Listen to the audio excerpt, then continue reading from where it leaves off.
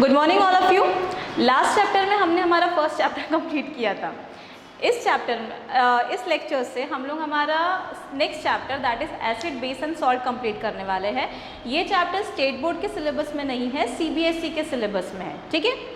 But if for knowledge अगर आप ये स्टेट बोर्ड वाले अगर ये लेक्चर देखना चाहते तो दे कैन। ओके, सो हम सभी को पता है कि मोर देन 100 एलिमेंट्स है दुनिया में, है ना।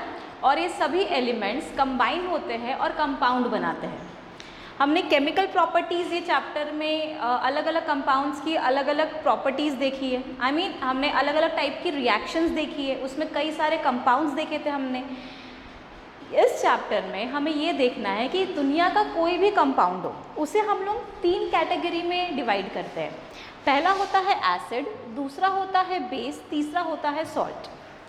मीन्स इतने सारे एलिमेंट्स हैं, वो सब कंबाइन होके नंबर ऑफ कंपाउंड बनाते हैं और ये सभी कंपाउंड को हम लोग 3 कैटेगरी में डिवाइड करते हैं।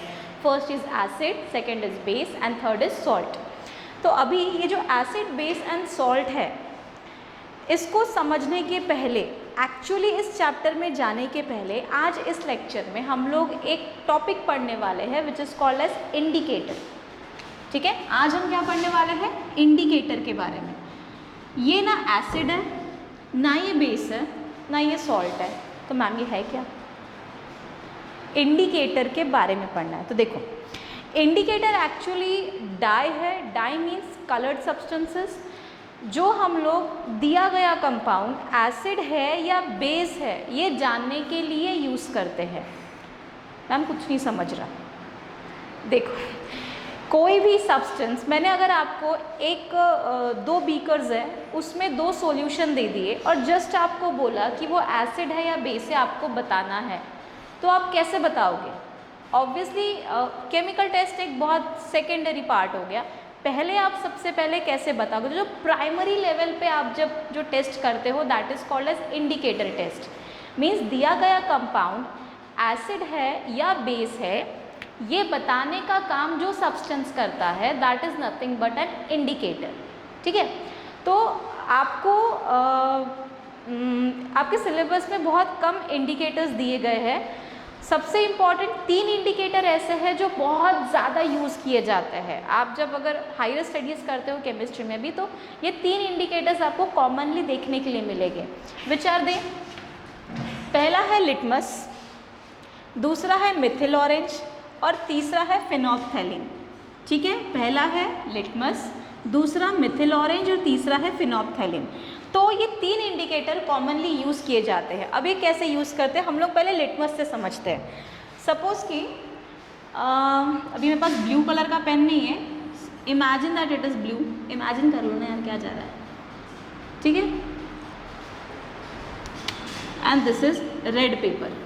एक लिटमस का पेपर है which is red in colour और एक दूसरा है which is blue in colour. इसको प्लीज़ ब्लू इमेजिन कर लो, अभी ब्लू पेन नहीं है। ठीक है, मैंने एक बीकर लिया, उसमें एक सॉल्यूशन लिया, वो बीकर मैंने इसके अंदर डाल दिया। ठीक है, उस लिटमस पेपर को जैसे ही मैंने इसमें पोर किया, इसमें कोई भी अगर सपोज वो सॉल्यूशन इतना है, ठीक है, इतने पार्ट उस सॉल्यूशन में डूबा हुआ है। इसका कलर जो था ये ब्लू था, ब्लू से ये रेड चेंज हो गया। ठीक है, फर्स्ट थिंग, ब्लू से कलर चेंज हुआ रेड।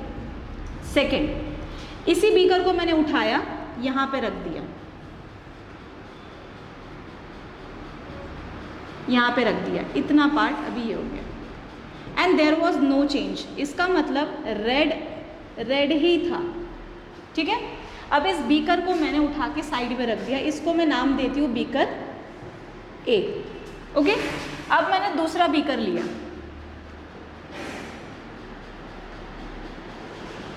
सेम चीज़ करेंगे हम लोग।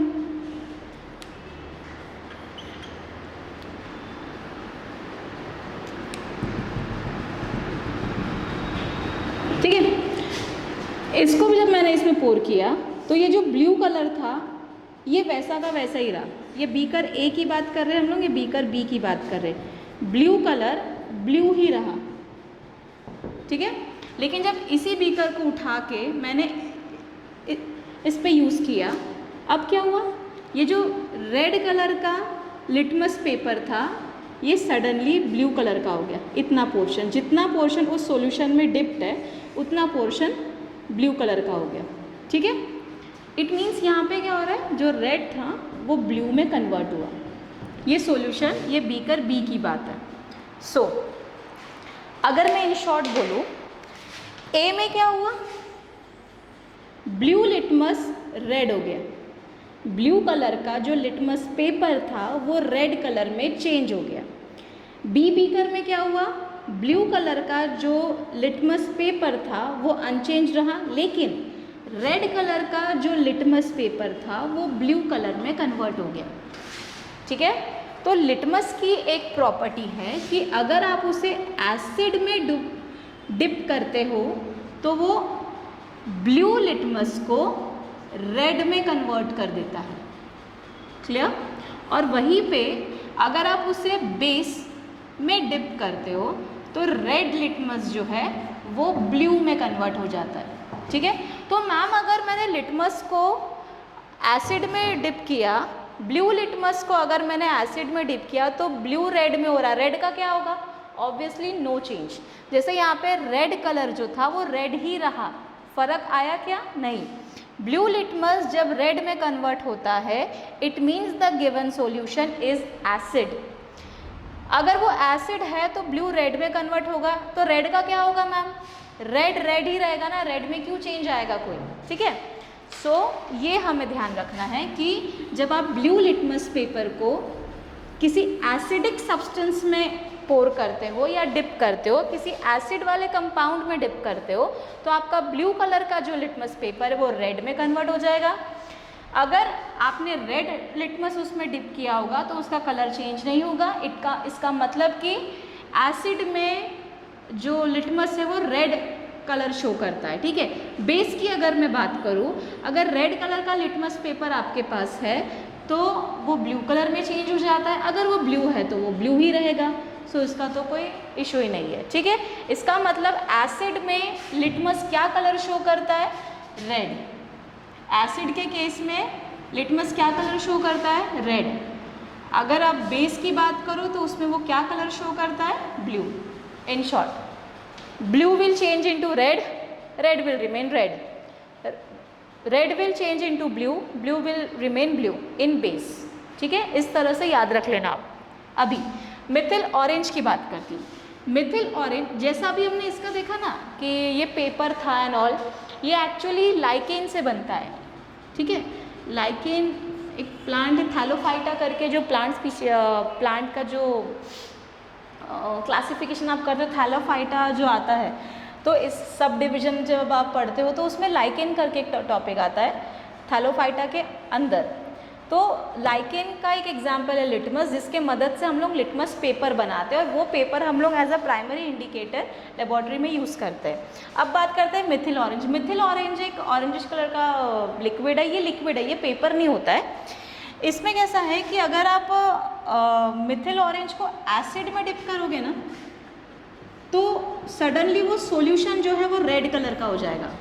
और वहीं पे अगर आप उसको बेस में अगर डिप करते हो, जैसे आपने जैसे अगर मैं बोलूँ एक गिलास पानी लो, इंक लो, उसमें थोड़ी सी पोर करो, क्या हो जाएगा, उस सॉल्यूशन का कलर उस इंक के कलर का हो जाएगा। मिथिल ऑरेंज का कलर येलोइश ऑरेंज टाइप, मतलब मिथिल ऑरेंज का कलर अलग है।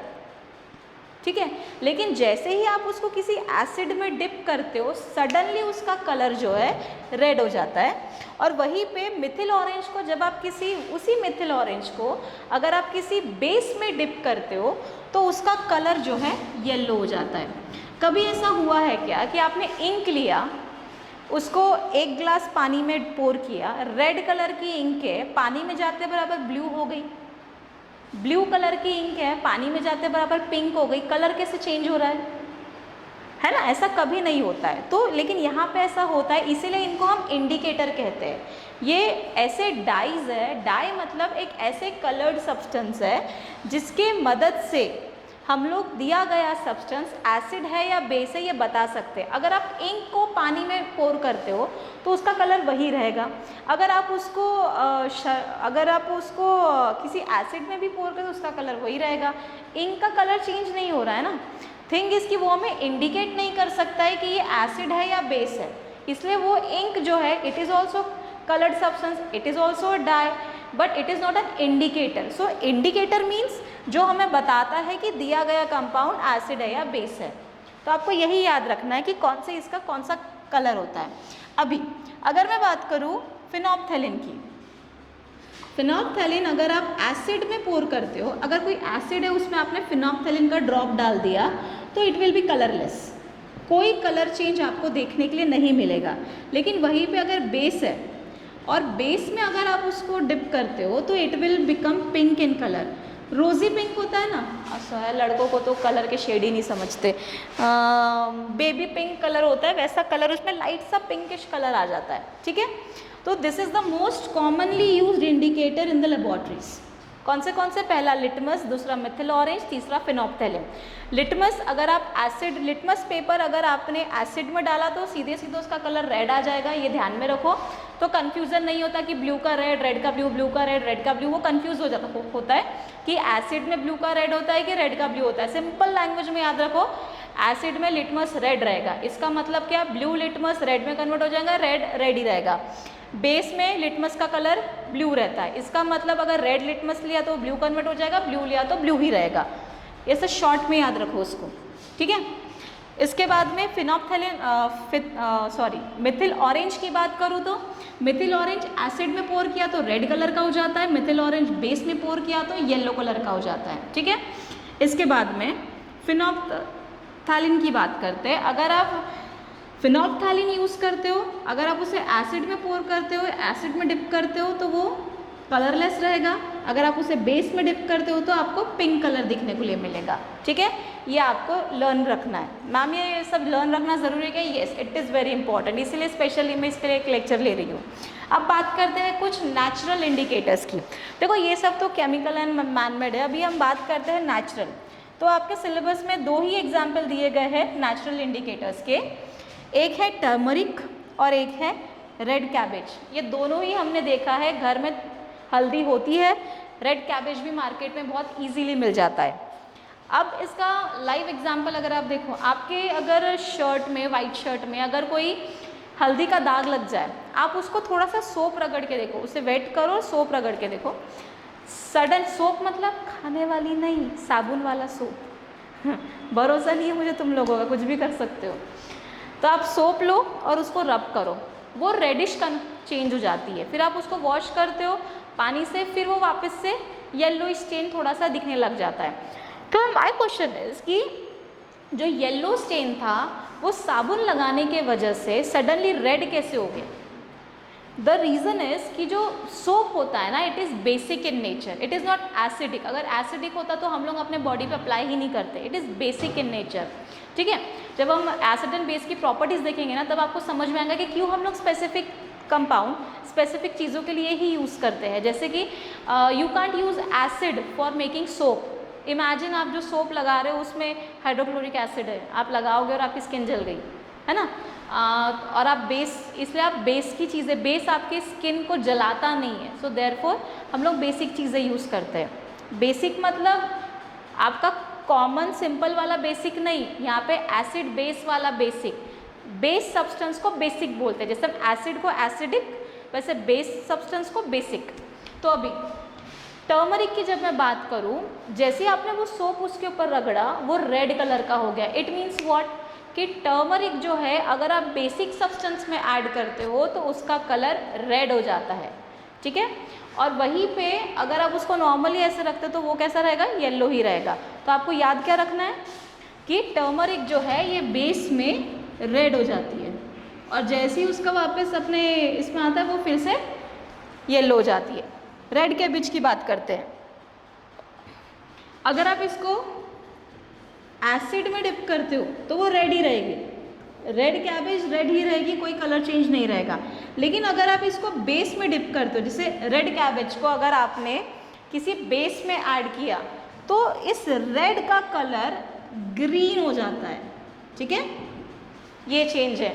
अब प्लीज़ तुम लोग दिमाग मत लगाना कि मैम तो ये लोग क्या वो जो पत्ता गोभी हरी वाली है, लाल पत्ता गोभी को ये लोग क्या बेस में डालते और ग्रीन करके हमको बेचते हैं, ऐसा दिमाग मत लगाना, ठीक है, वो अलग है, ये अलग है। रेड तो बस हमें ये क्योंकि कुछ लोग ऐसा क्वेश्चन मुझे कर चुके हैं कि मैम अगर रेड कैबेज जो है बेस में डालने से ग्रीन हो जाती है तो जो हमको मार्केट में ग्रीन कैबेज मिलती है वो वही है क्या, उसको बेस में डुबा के लाया गया है क्या? सो ऐसे क्वेश्चन प्लीज़ मत करना। रेड कैबेज अलग है, जो हम लोग प्रॉपर वो ग्रीन वाली लाइट ग्रीन वाली कैबेज खाते हैं वो अलग है, ठीक है, हम सिर्फ और सिर्फ इसकी बात कर रहे हैं। रेड कैबेज को जब आप एसिड में पोर करोगे तो उसका कलर नो चेंज रहेगा, वो रेड ही रहेगी, लेकिन अगर जब आप उसको बेस में डालते हो तो वो सडनली ग्रीन में कन्वर्ट होने लगेगी, ठीक है। So this is the indicator जो आपके सिलेबस में दिए गए, आप लोग प्लीज़ लिखते जाना इन सब चीज़ों को। इसके अलावा आपके सिलेबस में एक और इंडिकेटर के बारे में बताया गया, ये तो ठीक है, डाइस से जो आपने यूज़ किया मतलब आप कलर चेंज देख रहे हो, ठीक है। व्हाट अबाउट दो सब्सटेंस जिसमें कलर चेंज नहीं है लेकिन फिर आपको मतलब बिना देखे जस्ट उसको पहचानना है कि वो एसिड है या बेस है, मतलब कोई कलर चेंज नहीं होने वाला, आपको ऐसे में बताना है। ये कैसा आपने केमिकल सब्सटेंस लिया, यूज़ किया, कलर चेंज हो गया, आपने बता दिया। So you use your eyes. अगर आपके आँखों में किसी ने पट्टी बांध दी, अब बोला ले बेटा चैलेंज कि ये एसिड है या बेस है बता, आप क्या सूंघोगे एसिड को? सीरियसली आप हाइड्रोक्लोरिक एसिड सल्फ्यूरिक एसिड को स्मेल लोगे? It's not possible. आपकी जो पूरी जो नेज़ल कैविटी है पूरी बर्न हो जाएगी अंदर से, ठीक है, अगर वो स्ट्रांग रहा तो फिर हम लोग क्या यूज़ करेंगे ऐसे टाइम पे? हम लोग यूज़ करेंगे ऑल्फैक्टरी इंडिकेटर। मैम ही किसी फैक्ट्री से आते हैं क्या? नहीं। ऑल्फैक्टरी मतलब सेंस ऑफ स्मेल। आप लोग स्मेल की मदद से आप लोग पहचानते हो कि दिया गया सब्सटेंस एसिड है या बेस। मैम आप पागल हो गए हो, अभी आपने बोला कि आप एसिड या बेस सूंघोगे क्या, फिर अभी आप बोल रहे हो कि हम स्मेल के मदद से सिलेक्ट करेंगे कि वो एसिड है या बेस। मैं पागल नहीं हुई, मैंने कहा ऑल्फैक्टरी इंडिकेटर, मैंने कहा कि इनके मदद से हम इनकी स्मेल से पता करेंगे कि दिया गया कंपाउंड एसिड है या बेस। हम लोग एसिड या बेस को स्मेल नहीं करने वाले, it is dangerous for your nasal cavity. हम लोग इन्हें स्मेल करने वाले हैं, ठीक है। आपको इस सिलेबस में दो ही एग्जाम्पल दिए गए हैं, पहला है ऑनियन एक्सट्रैक्ट, ठीक है, कांदे का रस, दूसरा है वेनिला एक्सट्रैक्ट। वेनिला सबको पता है, ठीक है। अभी क्या करना है कि ऑनियन एक्सट्रैक्ट ले लिया आपने, अगर आपको दो कंटेनर में दो बीकर है, इसमें आप लोगों को एक में एसिड है एक में बेस है, दोनों कलरलेस है, दोनों लिक्विड है, आपको कुछ नहीं पता कि वो एसिड है या बेस है। बट द थिंग इज़ कि आपको बस इतना बताया गया है कि वो स्ट्रॉन्ग एसिड और स्ट्रॉन्ग बेस है। सो आप लोग उसको ऑब्वियसली आप स्मेल तो नहीं कर सकते, और आपके आंखों में पट्टी, और आपको ये भी नहीं पता कि वो फिनोल्फथालीन डाला भी होगा तो आपको समझ में नहीं आएगा कि वो एसिड है या बेस है, ठीक है, क्योंकि आपको देख ही नहीं सकते। तो आप क्या करोगे? कुछ नहीं करना, उसको बोलना कांदे का रस ला के दे, ठीक है, एक स्ट्रिप लेना, उसमें डुबा देना। कांदे की स्मेल सबको पता है कैसी आती है। आप जब उस कांदे के रस में स्ट्रिप को डुबाओगे, ठीक है, तो ऑब्वियसली उसमें एब्नॉशियस की स्मेल आती है। अमोनिया की स्मेल सबको पता है, वेनिला की सबको पता है, प्लीजेंट स्मेल आती है, we love that flavour and the smell. जब आप फिर क्या करना, उस स्ट्रिप को उस कंटेनर में डुबा देना और फिर उससे निकाल लेना। अब जैसे ही आपने उससे निकाला, अगर उस स्ट्रिप की आपको वही ऑनियन की पुरानी वाली स्मेल आ रही है, इट मीन्स वो एसिड है। अगर नहीं आ रही है, आप पहचान नहीं पा रहे हो कि यार ये वही कांदा जिसका एक्सट्रैक्ट मैंने निकाला था, ये वही स्मेल है, नहीं पहचान में आ रही है, कुछ चेंजेस आ गए हैं, तो समझ जाना कि वो बेस है। सिमिलरली वेनिला एक्सट्रैक्ट लिया आपने, सपोज आपको कांदे की स्मेल बिल्कुल पसंद नहीं है, मेरे एक स्टूडेंट को बिल्कुल पसंद नहीं है, वो बोलता मैम मैं कांदा स्मेल करूँगा ही नहीं, तो मैंने उसके लिए लेकर आया वेनिला एक्सट्रैक्ट, ठीक है, पीना नहीं है बस। अब क्या करना है, वो स्ट्रिप लेनी है, वेनिला एक्सट्रैक्ट में डालना है, और उसे फिर आप लोग वो स्ट्रिप पूरी उससे वेट हो जाएगी। अब उसे आप जो भी दिया गया सॉल्यूशन में उसमें डिप करो। अब अगर निकालने के बाद में उस स्ट्रिप की आपको फिर से वैनिला वाली वो जो स्मेल है प्लीजेंट वाली जो आपको पसंद है, अगर वो आती है, इट मीन्स दिया गया सॉल्यूशन एसिड है। लेकिन अगर सपोज वो स्मेल नहीं आ रही है, कुछ चेंजेस लग रहे हैं, समझ जाना कि वो क्या है, बेस है। Clear? It's very easy to remember कि ऑनियन एक्सट्रैक्ट हो या वेनिला एक्सट्रैक्ट हो, अगर वो बेस है तो आपको चेंज मिलेगा। जो भी इनकी बेसिक स्मेल होगी, ऑनियन एक्सट्रैक्ट की बोलो या वेनिला की बोलो, उसमें आपको चेंज दिखेगा या फिर आप आइडेंटिफाई नहीं कर सकते उसको। ठीक है? लेकिन अगर वो एसिड है तो उसमें आपको कोई चेंज नहीं मिलेगा। ठीक है? वैसी की वैसी स्मेल आपको आने लगेगी। Is it clear? ठीक है? सो these are the two ways in which you can identify whether the given compound is an acid or a base. So first is we use dyes. In that we have seen the example of litmus paper, litmus के दो colour के paper है, एक है red एक है blue. इतना confusion ना हो इसलिए हमने शॉर्ट में याद रखा कि एसिड में लिटमस रेड होता है और बेसिक में ब्लू, बी फॉर ब्लू, याद रख लेना। ठीक है?